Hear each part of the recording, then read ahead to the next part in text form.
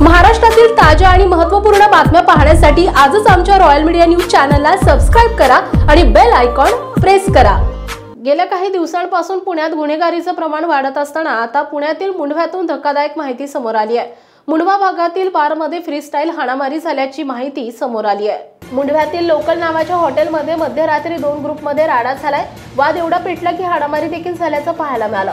मारामारी झाल्यानंतर बिअरच्या बाटल्या एकमेकांच्या डोक्यावर फोडण्यात आल्या, मात्र तरी देखील या घटनेची पोलिसांकडे नोंद नसल्याचं पाहायला मिळालंय। डोक्यात बिअरच्या बाटल्या फोडल्या। बारमध्ये फ्रीस्टाईल हाणामारीनंतर दोन्ही ग्रुपनी आपसात प्रकरण मिटवून घेतल्याची माहिती मुंढवा पोलिसांनी दिली आहे। रात्री बारमध्ये 2 गटांमध्ये काही कारणास्तव वाद झाला। शाब्दिक वाकयुद्ध सुरू असताना वाद आणखीन पेटला आणि दोन्ही गटात हाणामारी सुरू झाली। बार कर्मचाऱ्यांनी वाद शमवण्याचा प्रयत्न केला, परंतु वाद चांगला चिघळला आणि दोन्ही गटांना हाणामारी केली। यावेळी एकमेकांच्या डोक्यात बिअरच्या बाटल्या देखील फोडल्याची माहिती मिळाली आहे।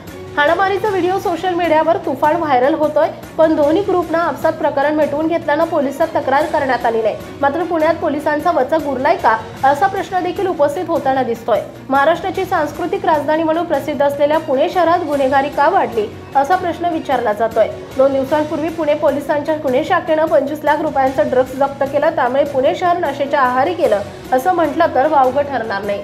महाराष्ट्रातील ताज्या आणि महत्त्वपूर्ण बातम्या पाहण्यासाठी आजच आमच्या रॉयल मीडिया न्यूज चॅनलला सबस्क्राइब करा आणि बेल आयकॉन प्रेस करा।